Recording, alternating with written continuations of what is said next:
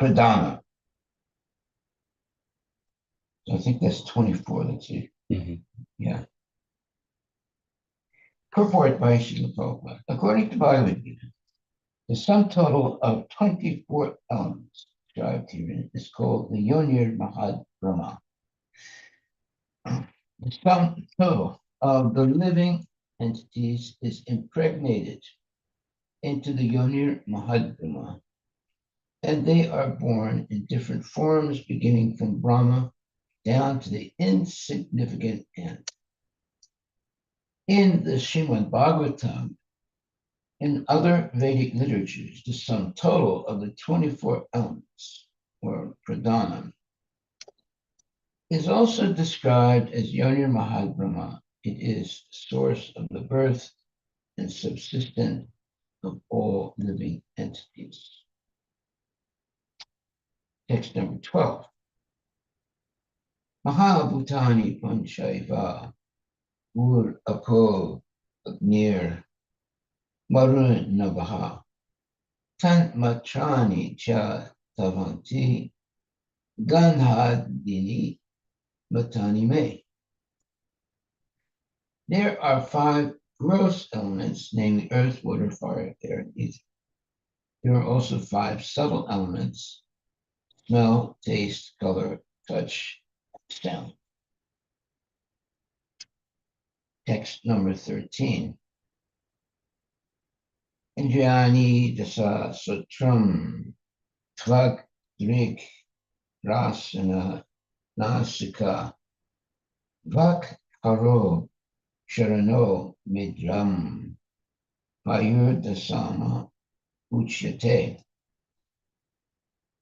The senses for acquiring knowledge and the organs for action, number 10, namely the auditory sense, the sense of taste, the tactile sense, the sense of sight, the sense of smell, the active organ for speaking, the active organs for working, and those for traveling, generating, and evacuating. Text 14. Mano buddhir ahankaras chicham iti atar atmakam chaturda lakshate vedo vitya lakshana rupaya. The internal subtle senses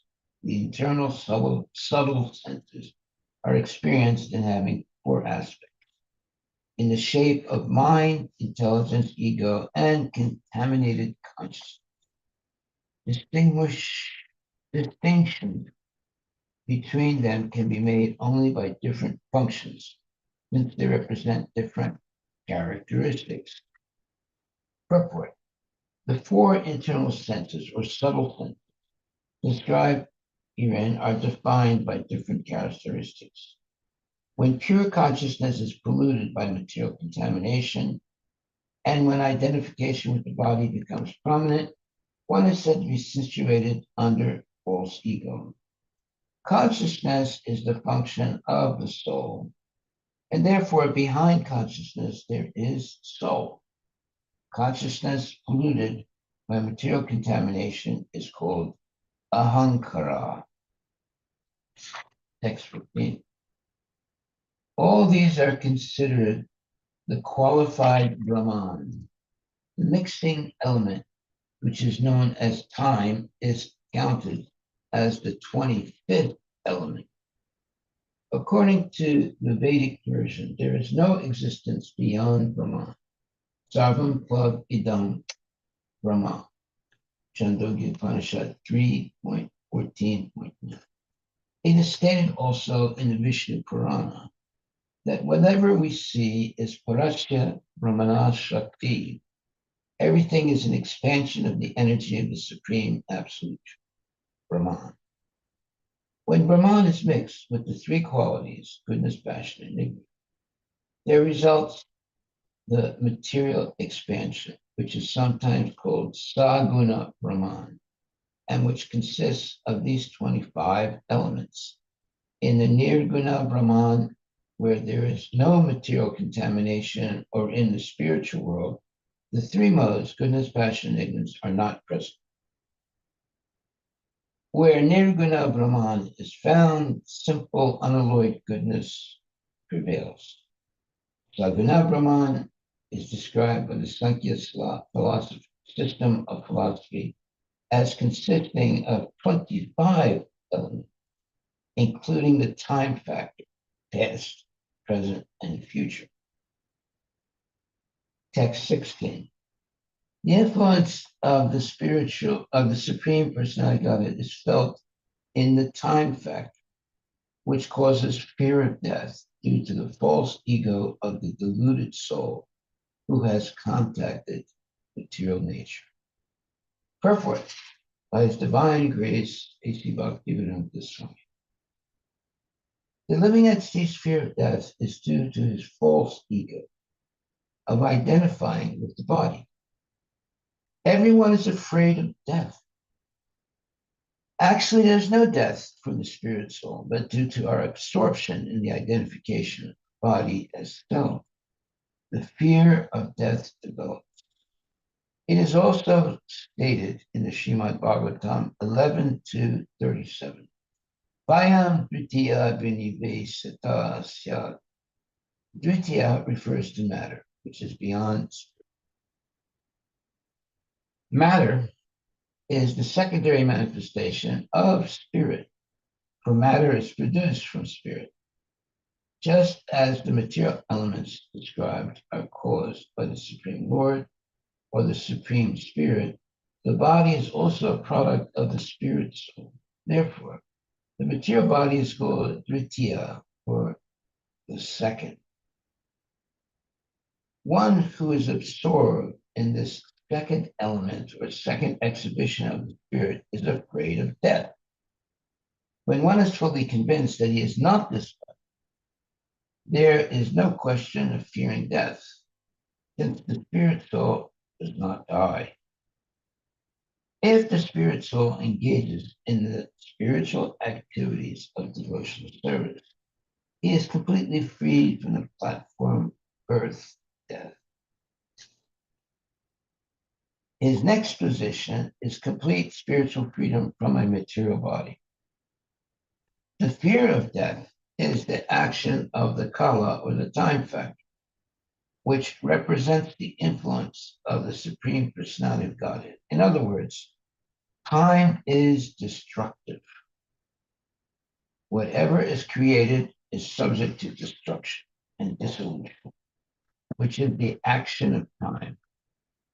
Time is a representation of the Lord, and it reminds us also that we must surrender unto the Lord. The Lord speaks to every conditioned soul as time. He says in Bhagavad Gita that if someone surrenders unto him, then there is no longer any problem of birth and death. We should therefore accept time factor as the Supreme Personality of Godhead standing before us. This is further explained in the following verse. Okay, so I think I'm going to go over these last two verses. They're very interesting. So, previous verse is text 15. All these are considered the qualified Brahman, the mixing element, which is known as time, is counted as the 25th element. So all these things, there are 5 gross elements, namely earth, water, fire, air, and ether.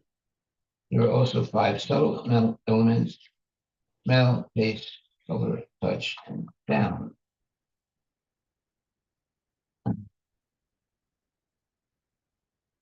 The senses for acquiring knowledge and the organs for action, number 10, namely the auditory sense, the sense of taste, the tactile sense, the sense of sight, the sense of smell, active organ for speaking, the active organs for working, and those for traveling, generating, and evacuating.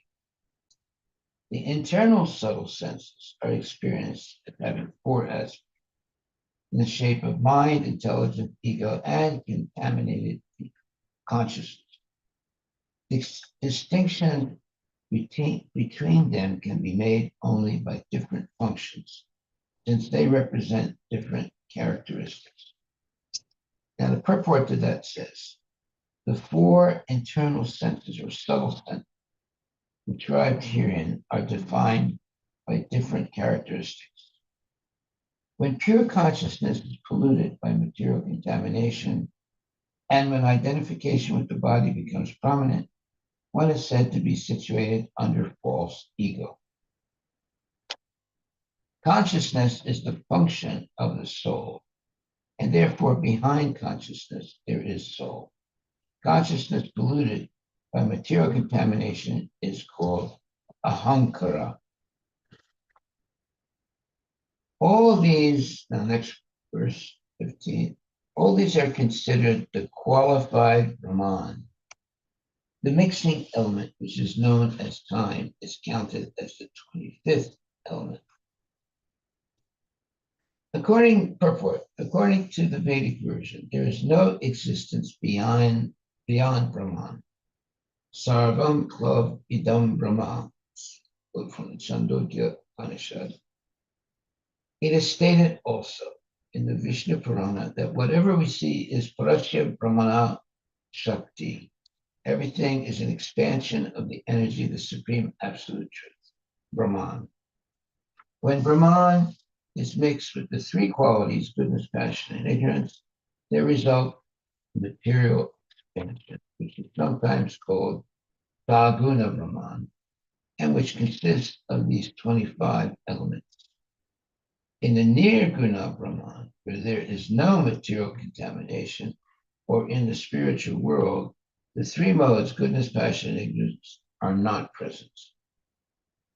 Where Nirguna Brahman is found, simple, unalloyed goodness prevails. Saguna Brahman is described by the Sankhya system of philosophy as consisting of 25 elements, including the time factor, past, present, and future. Okay, so now we're hearing about the subtle and gross elements of the living entity. So the subtle elements are very difficult to understand. However, the gross elements, we can see them, we can also quantify them, you can measure them, but the subtle elements are not that easy to understand. So here it says, whatever we see is Parashya Brahmana Shakti. Everything is an expansion of the energy of the Supreme Absolute Truth, Brahman. When Brahman is mixed with the three qualities, goodness, passion, and ignorance, there results the material expansion, which is sometimes called Saguna Brahman, and which consists of these 25 elements. In a Nirguna Brahman, where there is no material contamination, or in the spiritual world, the three modes, goodness, passion, and ignorance, are not present. When Nirguna Brahman is found, simple, unalloyed goodness prevails. Saguna Brahman is described by the Sankhya system of philosophy as consisting of 25 elements, including the time factor, past, present, and future. Okay, so let's keep in mind what we just read. Now we'll go on to text 16. The influence of the Supreme Personality of Godhead is felt in the time factor, which causes fear of death due to the false ego of the deluded soul, which has contacted material nature. It's a very profound verse. Purport by His Divine Grace A.C. Bhaktivedanta Swami Prabhupada. The living entity's fear of death is due to his false ego of identifying with the body. Everyone is afraid of death. Actually, there is no death for the spirit soul, but due to our absorption in the identification of body as soul, the fear of death develops. It is also stated in the Srimad Bhagavatam 11.2.37, Bhayam Dvitiya Vinivesata Satya. Dvitiya refers to matter, which is beyond spirit. Matter is the secondary manifestation of spirit, for matter is produced from spirit. Just as the material elements described are caused by the Supreme Lord or the Supreme Spirit, the body is also a product of the spirit soul. Therefore, the material body is called Dvitiya, or the second. One who is absorbed in the second element or second exhibition of the spirit is afraid of death. When one is fully convinced that he is not his body, there's no question of fearing death, since the spirit soul does not die. I'm going to stop right there. There's a nice history of Socrates that Prabhupada talks about sometimes.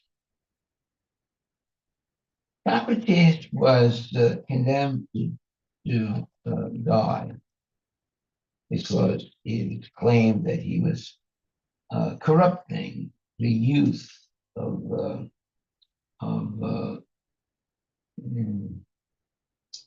youth of where? Anyway, he was corrupting the youth. Mm-hmm. So, but Socrates was a very famous person. So the people who condemned him to death, they privately told him, look, we will let you go and you can continue to live. We don't really want to kill you because you're a very famous person. Socrates says, no, you condemned me to death, therefore I am going to die.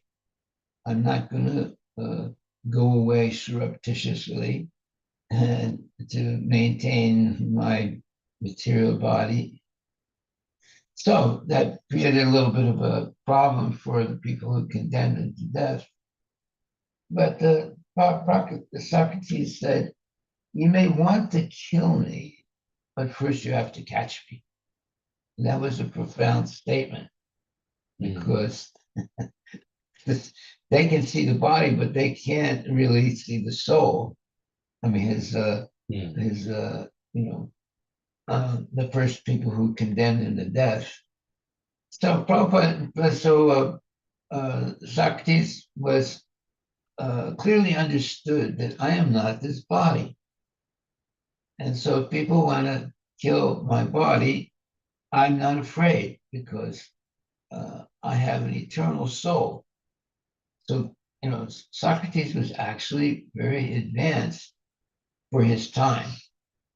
There are things that, he did not know, but at least this one thing was very clear in his mind, that he has an eternal soul, and the soul cannot be wet, cut, etc. So he was not afraid of being condemned to death. And although the people that condemned him to death, they tried to convince him to go away quietly, and they wouldn't say anything, but he refused. So here we have a ancient example of someone who understands the difference between the soul and the body. So Socrates was very advanced. He was a Mayavadi, but still he understood that I am not this body. So he was advanced in knowledge. He didn't have all knowledge, but he had at least good concept of the eternality of the soul. So here in this purport, it says, one who is absorbed in the second element or second exhibition of the spirit is afraid of death. Well, what is this second thing? It's the material body. When one is fully convinced that he is not his body, there's no question of fearing death, since the spirit soul does not die. But that was exactly Socrates' understanding. If the spirits, you want to look up Socrates, and he was condemned to die because people claimed that he was corrupting the youth of Greece.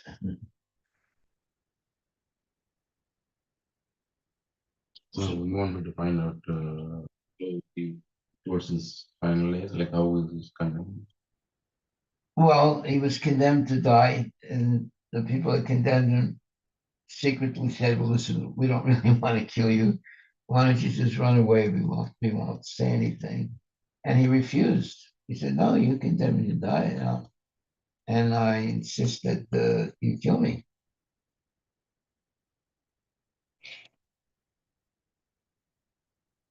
Because he was not attached to the body, which was the temporary thing. He knew that he had an eternal soul. Anyway, I'll continue and you tell me what you find. If the spirit soul engages in spiritual activities of devotional service, he is completely freed from the platform of birth and death. His next position is complete spiritual freedom from a material body. The fear of death is the action of the kala, or the time factor, which represents the influence of the Supreme Personality Godhead. In other words, time is destructive. Whatever is created is subject to destruction and dissolution. So the soul is not created, but the body is. So therefore, the body is subject to destruction and dissolution. And that is due to the time factor. Time is a representation of the Lord, and it reminds us also that we must surrender unto the Lord. The Lord speaks to every conditioned soul as time. He says in Bhagavad Gita that if someone surrenders unto him, then there's no longer any problem of birth and death. We should therefore accept the time factor as the Supreme Personality of God standing before us. This is further explained in the following verse. Did you find something? Yeah. So first of all, Socrates, he was put to a trial. The charges were impiety, failing to acknowledge God. The gods recognized the city and introducing new deities, and then he was also corrupting the youth. That was the main thing. Yeah, his teachings allegedly misled youth Athenians, turning them away from the traditional values and respect for authority. So there was a trial. The trial took place before a jury of 501 Athenian citizens. Socrates defended himself by arguing that he was fulfilling a divine mission to encourage critical thought and virtue. He refused to pander to the jury with emotional appeals or plead for mercy, asserting that he has done no wrong. The verdict: Socrates was found guilty by a slim majority. Yeah, there were like 501 people. Yeah, very slim majority. Yeah. When asked to propose his own punishment, he humorously suggested that he be rewarded with free meals for life. This provoked further animosity, leading to a sentence of death by drinking a cup of hemlock poison. execution. Socrates spent his final days in jail conversing with his followers. Disciples. His death, described vividly in Plato's Phaedo, was calm and deliberate. So I asked for a little more detail on that. So Socrates faced death with remarkable composure and even a sense of optimism. In Phaedo, he expresses that death should not be feared, but rather welcomed by a true philosopher. He believed that the soul is immortal and that death is merely a separation of the soul from the body. Philosophy as preparation for death. Socrates argued that a philosopher spends their life preparing for death. Yes. Philosophers seek to detach from bodily pleasures and material concerns, focusing instead on the soul and the pursuit of truth. Death, in this sense, is the ultimate fulfillment of the philosopher's quest, as it allows the soul to exist in its purest form, free from the body's distractions. Discussions of the soul. The discussion of the soul. Socrates. You could say that Socrates was a devotee, but he was unfortunately my body devotee. But he was very, very advanced in understanding the difference between the soul and the body. Go ahead. So Socrates engaged his friends in deep philosophical dialogue about the nature of the soul and afterlife. He presented several arguments to support the soul's immortality. The cyclical argument. Socrates suggested that life and death are part of a natural cycle. Just as the living come from the dead must return to life. This implies the soul's continuity. The theory of recollection. He argued that learning is a process of recollecting knowledge the soul already possesses. In other words, it's called innate knowledge. A Mm, lot of people reject that concept, but it's a fact. Because we've existed previously, mm. there is innate or knowledge that we have from previous lives. There are many philosophers that reject that idea, but it's true. We can remember things from our previous lives. But The next is the affinity argument. Socrates distinguished between the physical, that is the mortal, perishable, and the immaterial, that is the immortal and eternal. The soul being akin to the divine and immaterial, he is more likely to be immortal. The argument from forms. okay, can you reread that? Previous one. Yeah. So the affinity argument. Affinity. Yeah. Socrates distinguished between the physical and the immaterial. The physical being mortal and perishable, the immaterial being immortal and eternal. The soul, being akin to the divine and immaterial, is more likely to be immortal, according to Socrates. Then another argument is the argument from forms, form, F-O-R-M-S. He posited that since the soul participates in the forms of life, it cannot admit its opposite, death. Therefore, the soul must be immortal. Wow, that's a subtle And concept. then Socrates' behavior before death. Socrates maintained a calm and even cheerful demeanor. He comforted his friends who were distraught over his impending execution, urging them not to mourn. Not to what? Not to mourn. Mourn. Yeah. He expressed gratitude to the gods for the opportunity to discuss profound questions with his companions one last time. Final moments. Socrates drank the cup of hemlock poison without hesitation. He walked around until his legs began to fail, as instructed, to allow the poison to take effect gradually. His last words were addressed to Crito, one of his closest followers. Crito, we owe a cock to the Clepsychius. What? Crito, he was addressing Crito. Yeah.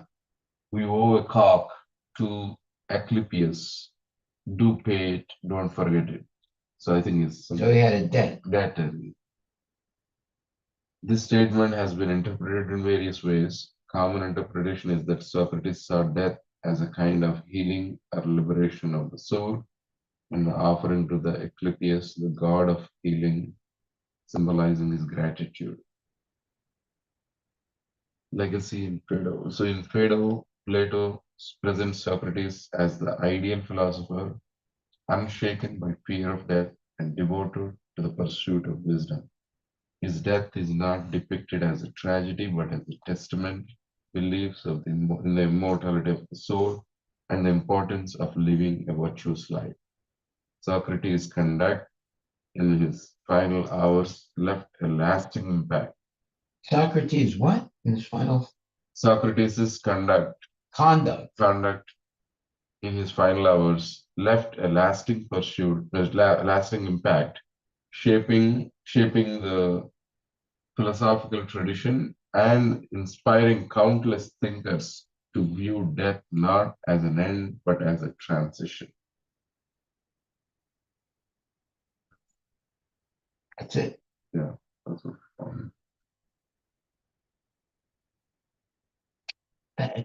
Can you look up chat, whatever it is? GPT. GPT, yeah, look up. That's where I'm in. No, I get it. But what specific question, Maharaj? The more we detail we ask, it can give. No, I want to know if Socrates practiced homosexuality.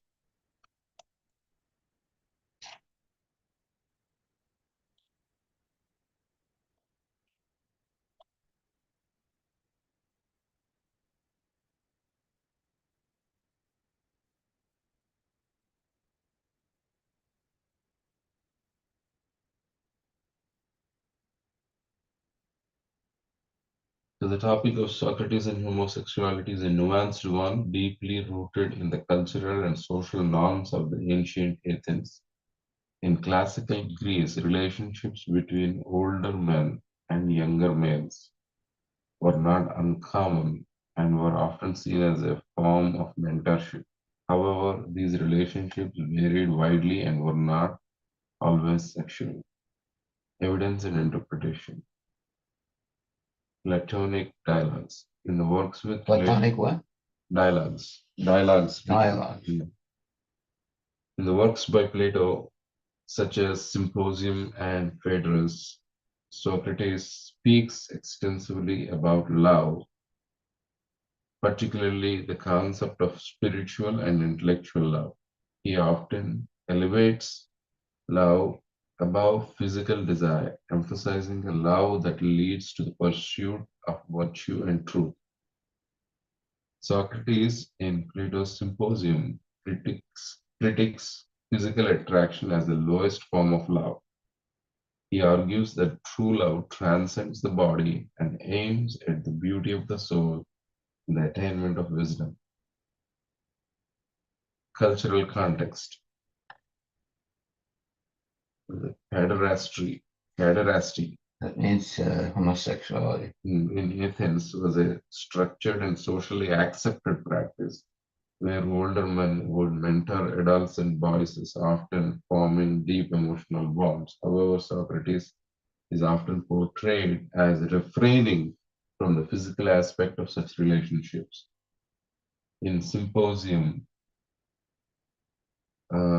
Alcibiades accuses Socrates of being indifferent to his physical beauty, implying that Socrates resisted any physical consummation despite Archibald's advances. Socrates' behavior. Socrates' relationship with young men such as Archibald, as well as others, were likely intellectual and spiritual rather than physical. He valued dialogue, the exchange of ideas, and the improvement of character. Accounts by his contemporaries suggest that Socrates did not indulge in sexual norms of his time, emphasizing restraint and self-control. In Xenophon's writings, there's another example. Socrates is portrayed as a figure of moderation, disinterested in physical pleasures, including sexual activity. Xenophon emphasizes Socrates' commitment to virtue and self-discipline. In conclusion, while Socrates lived in a society where male-to-male relationships were common and accepted, there is no definitive evidence that he engaged in homosexual practices. His portrayal in philosophical texts suggests he focused on intellectual and spiritual connections rather than physical relationships. Socrates' life and teachings were more aligned with the pursuit of virtue and wisdom than fulfilling the physical desires. There it is. He was not a homosexual. There was homosexuality big time in Greece. But Socrates refrained from that, knowing well that that does not help his search for the truth. Interesting. You see, homosexuality is nothing. It's not new. It's been around. Mm.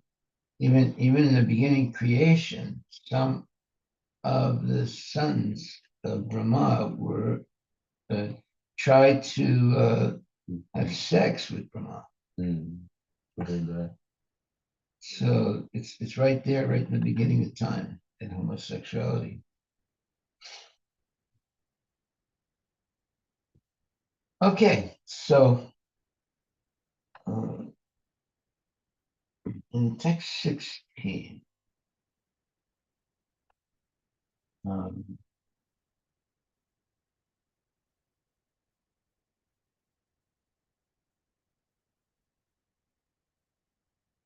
You read the first paragraph and that's when you stop. okay. Okay, so the second paragraph says, if the spirit soul engages in the spiritual activity of devotional service, he is completely freed from the platform of birth and death. His next position is complete spiritual freedom from a material body. The fear of death is the action of Kala, or the time factor, which represents the influence of the Supreme Personality of Godhead. In other words, time is destructive. Whatever is created is subject to destruction and dissolution, which is the action of time. Time is a representation of the Lord, and it reminds us also that we must surrender unto the Lord. That's a very profound statement right there. The Lord speaks to every conditioned soul as time. Well, another amazing statement. Mm. He says in Bhagavad Gita that if someone surrenders unto him, then there is no longer any problem of birth and death. We should therefore accept the time factor as Supreme Personality of Godhead standing before us. This is further explained in the following verse. Wow, that's an amazing statement. So let's go on to the following verse, verse number 17. My dear mother, O daughter of Swayambhuva, the time factor, as I have explained, is the Supreme Personality of Godhead, from whom the creation begins as a result of the agitation of the neutral, unmanifested nature. The neutral, unmanifested nature is called the pradhana. Not mistake. Yeah, very good. The unmanifested state of material nature, pradhana, is being explained. The Lord says that when the unmanifested material nature is agitated, by the glance of the Supreme Personality of Godhead, it begins to manifest itself in different ways.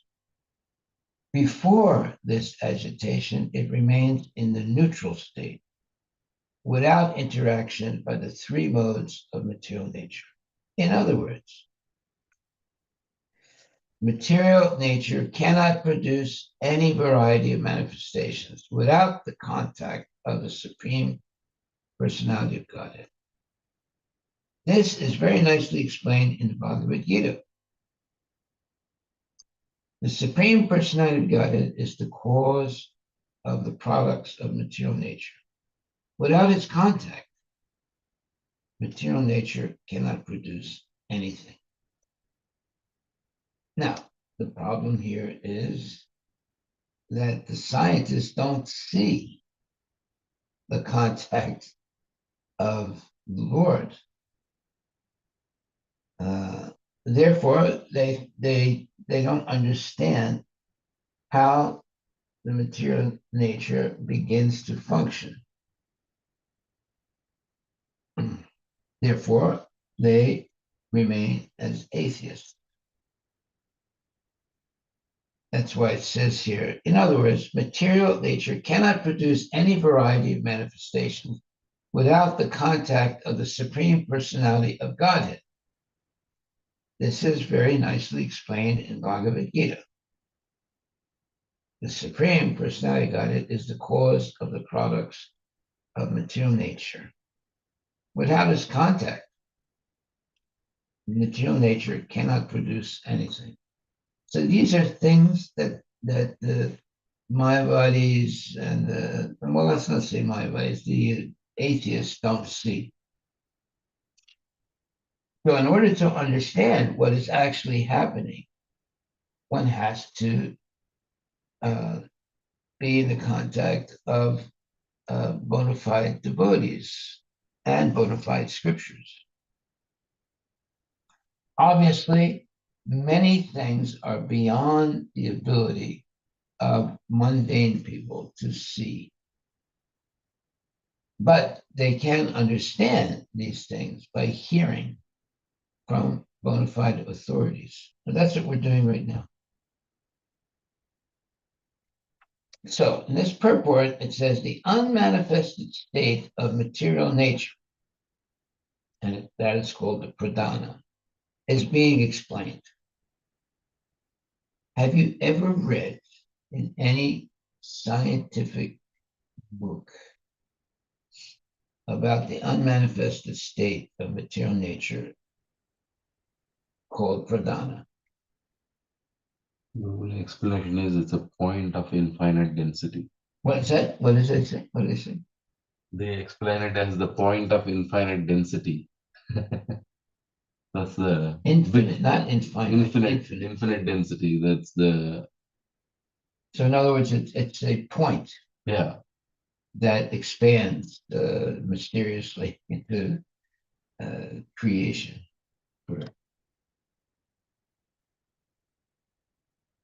But that's not the real understanding. The pradhana. What exactly is the pradhana? It is the state right before creation. No. Okay, let me see what in the previous verses. It says, what's that? Was it in the 9th verse? Yeah.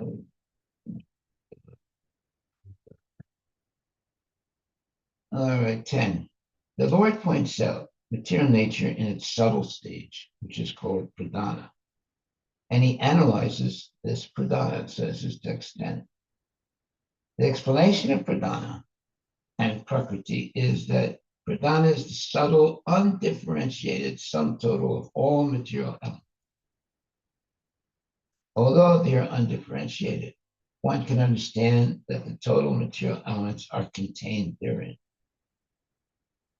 When the total material elements are manifested by the interaction of nature, the manifestation is called prakriti.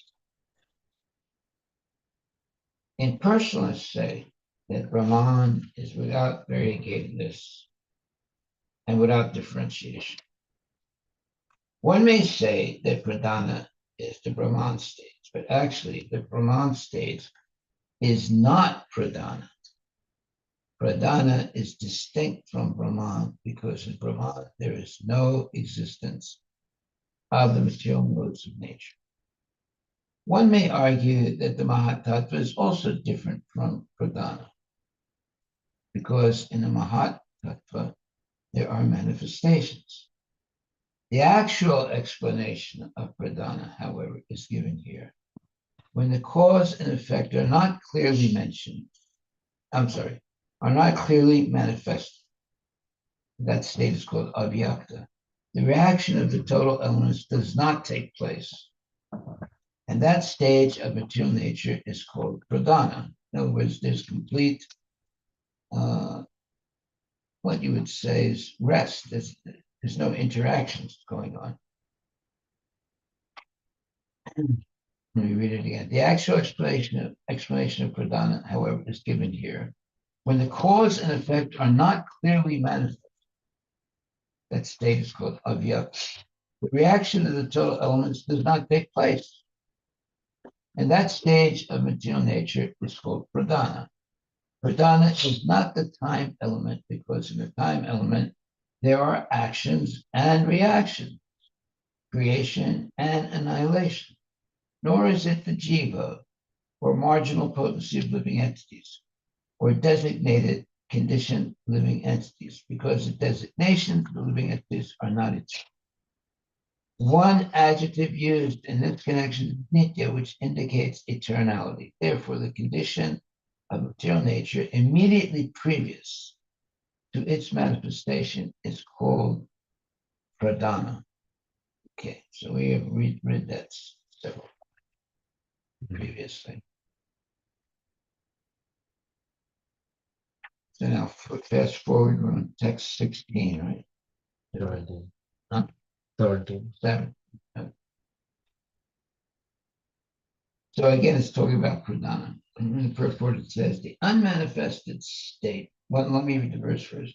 My dear mother, O daughter of Swayambhuva Mother, the time factor, as I have explained, is the Supreme Personality of Godhead, from whom the creation begins as a result of the agitation of the neutral, unmanifested nature. Well, what is that neutral, not manifested nature? It's pradhana. The unmanifested state of material nature, pradhana, is being explained. The Lord says that when the unmanifested material nature is agitated by the glance of the Supreme Personality of Godhead, it begins to manifest itself in different ways. Okay, so now we're hearing about the most mysterious things that happen in the process of creation. You have things being animated by simply the glance of the Lord.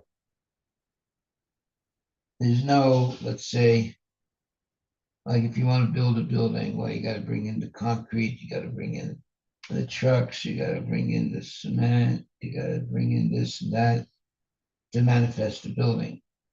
But here, things are happening simply by willing. That's completely different state of consciousness. And it just shows how powerful the Supreme Lord is. So it says the unmanifested state of material nature, pradhana, is being explained. The Lord says that when the unmanifested material nature is agitated by the glance of the Supreme Personality of Godhead, it begins to manifest itself in different ways. Before this agitation, it remains in the neutral state, without interaction by the three modes of material nature. In other words, material nature cannot produce any variety of manifestations without the contact of the Supreme Personality of Godhead. This is very nicely explained in Bhagavad Gita.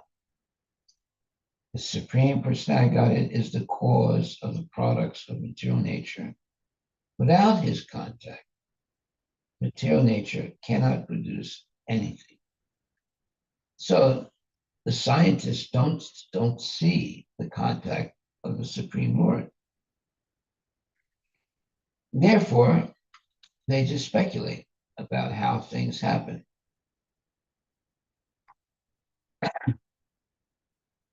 So unless you come in contact with the Srimad Bhagavatam, you'll never know how things are actually happening. You can hear the speculations of the scientists, but they're far away from the actual facts. The actual facts are in the Srimad Bhagavatam, and we're reading them now. Srimad Bhagavatam and Bhagavad Gita. So it says, the Supreme Personality Godhead is the cause of the products of material nature. Without this contact, material nature cannot produce anything. All right, so now we're talking about things that you don't see. What is it that we don't see? We don't see that the Supreme Lord is the cause of the products of material nature. We see the products of material nature, but we don't see the cause of it. And it says, without this contact, material nature cannot produce anything. So now you can use logic. How do things come into existence? Well, when we have, when you want to build a building, we have to bring in all the elements that are necessary, the concrete, this thing and that thing, put it together. And then when you would want to tear a building down, well, you have to separate all these things, all these different elements that have gone into building the building. And they return back to the original state. So the point is, material nature cannot produce any variety of manifestation without the contact of the Supreme Personality of Godhead. Well, nobody can see a building without the contact of the builders. You see.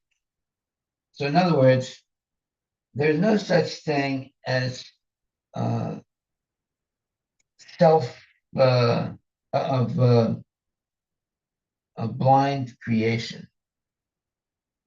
Everything is done systematically under the control of the Supreme Personality Godhead. Even though you don't see the Supreme Personality Godhead, we know that he is behind everything. He's the cause of all causes. That's a very important point. The cause of all causes. So the scientists don't see the cause of all causes. They see the result of the cause of all causes, but they don't identify it like that. So therefore they remain ignorant and they remain being atheistic. So nature is beginning in this neutral state, which is called pradhana, which means the Lord says that when the unmanifested material nature is agitated by the glance of the Supreme Personality of Godhead, it begins to manifest itself in different ways. Before this agitation, it remains in a neutral state without interaction by the three modes of material nature. In other words, material nature cannot produce any variety of manifestations without the contact of the Supreme Personality of Godhead. This is very nicely explained in Bhagavad Gita. The Supreme Personality of Godhead is the cause of the products of material nature. Without his contact, material nature cannot produce anything. Wow, they should teach this in school. Well, we are in school. We're hearing our professor, Srila Prabhupada, and Vaishnava Acharyas, so that we get the real picture. But this is not explained even by the scientists. They know there are mysterious things happening, but if they can't measure it, then they can't understand what it is. So to measure something, you have to be able to see it. But here we're talking about things such as the pradhana, which is an unmanifested state of material nature. So you can't see it. But yet, there's an explanation of it here. The Lord says that when the unmanifested material nature is agitated by the glance of the Supreme Personality of Godhead, it begins to manifest itself in different ways. Before this agitation, it remains in a neutral state without interaction by the three modes of material nature.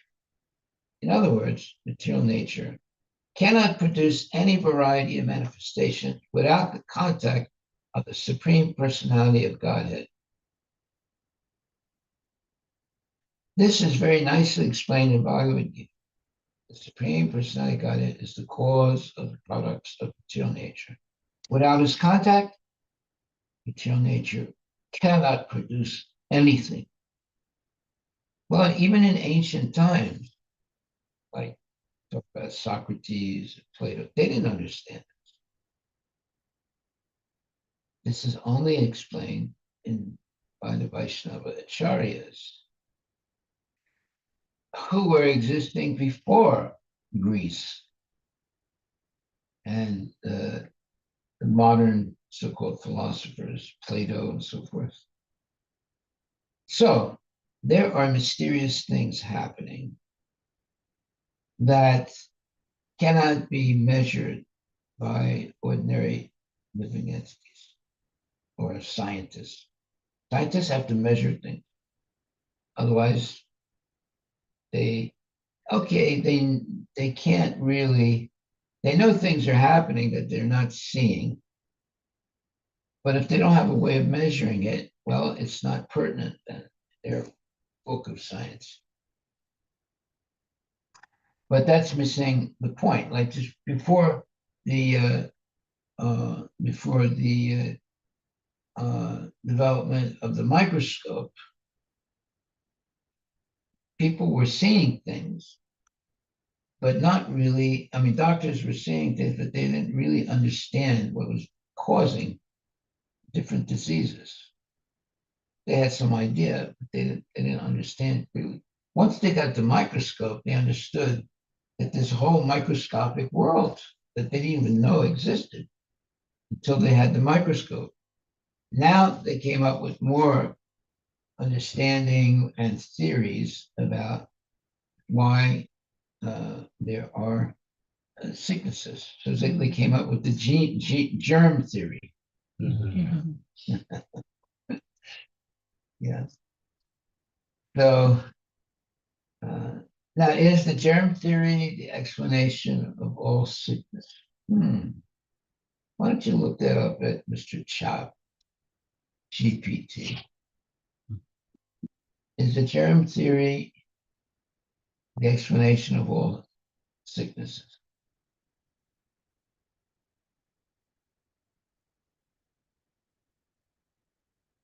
So the Chop GPT is the elephant in the room.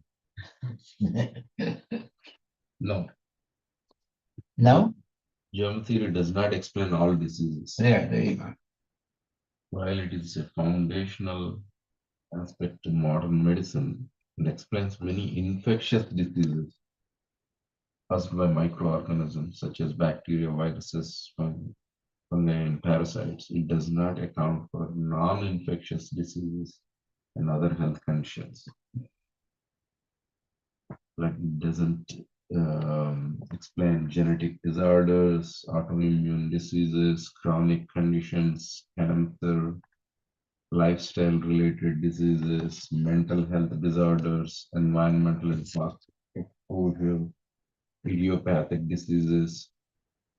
Yeah. Okay. So the germ theory is rather very, uh, let's say, it doesn't include all explanations of sickness. Okay. Uh, but if we look here, let's read this again. The unmanifested state of material nature, pradana, is being explained. The Lord says that when the unmanifested material nature is agitated by the glance of the Supreme Personality of Godhead, well, that right there is something that's unseen by normal people, including the scientists. It begins to manifest itself in different ways. Before this agitation, it remains in a neutral state without interaction by the three modes of material nature. In other words, material nature cannot produce any variety of manifestations without the contact of the Supreme Personality of Godhead. Well, that's something that the scientists cannot see. They can't see. They can theorize it because they see that something is agitating nature and it creates movements and different consequences. But what it is exactly, they don't know. Well, it's Krishna. If they say it's Krishna, then they would become devotees. So they never say it's Krishna. In other words, material nature cannot produce any variety of manifestations without the contact of the Supreme Personality of Godhead. That's the most important statement right there. This is very nicely explained in Bhagavad Gita. The Supreme Personality of Godhead is the cause of the products of material nature. Without his contact, material nature cannot produce anything. They don't teach that in school. Did you ever hear that in school? No. Oh. In the Chaitanya Charitamrita also, a very suitable example is given in this connection. Although the nipples on a goat's neck appear to be breast, they do not give milk. Similarly, material nature appears to the material scientist to act and react in a wonderful manner. But in reality, it cannot act without the agitator, time, who is the representation of the Supreme Personality of God. When time agitates the neutral state of material nature begins to produce varieties of manifestation. Ultimately, it is said that the Supreme Personality of Godhead is the cause of creation.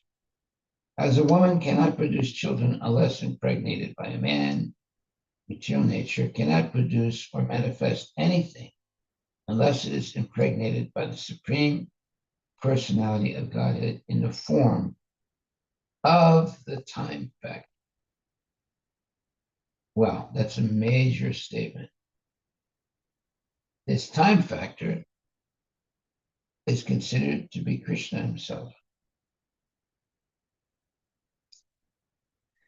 Okay, so go on to the next verse. Oh, is it late? Oh, yeah. All right, well, we'll stop there. Are there any questions, comments, so forth? Yeah, this is significant because this is the beginning of creation. So we should Material nature cannot produce anything without the interaction of Krishna. Everything is connected to Krishna. That's all we are not realizing. Yes, yes. That's why you have to have the purports of Srila Prabhupada. Some people don't read the purport, they just read the verses. They never get to really understand the meaning of the verses by not reading. And you can see there are many mysterious things that are happening that the scientists cannot see. They can uh, they can make up theories. They know there are things that they're not seeing, so they make up theories. It doesn't mean they're right. But one thing is right, there are mysterious things happening that are not easily understood with the raw eye or with the microscope.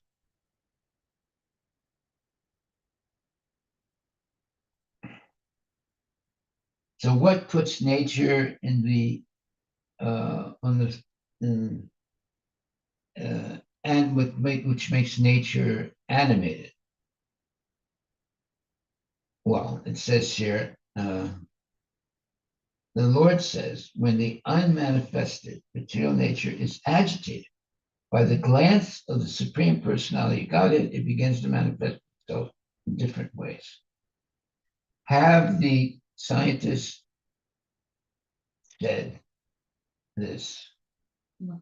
No, they don't. They don't. They don't understand the glance of the Supreme Personality of Godhead. What does that have to do with science?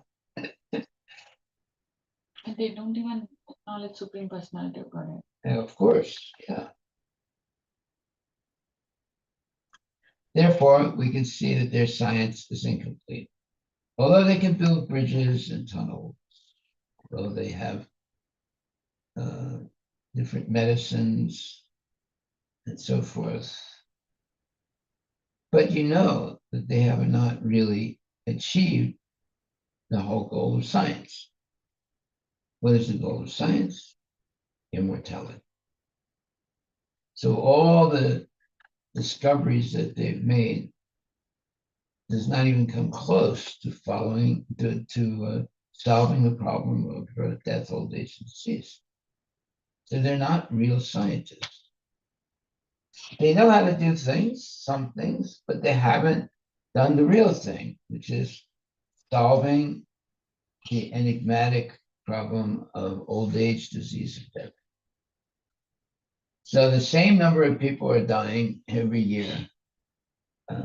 It's not that they've stopped people from dying.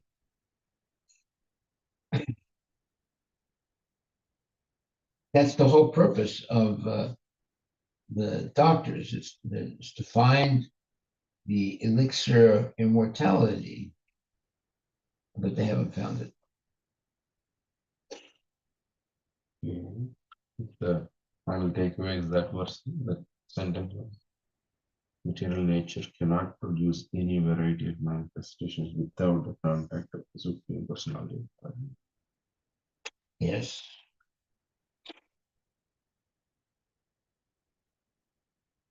In other words, material nature can't produce any variety of manifestations without the contact of the Supreme Personality. Hari. Our major takeaway today.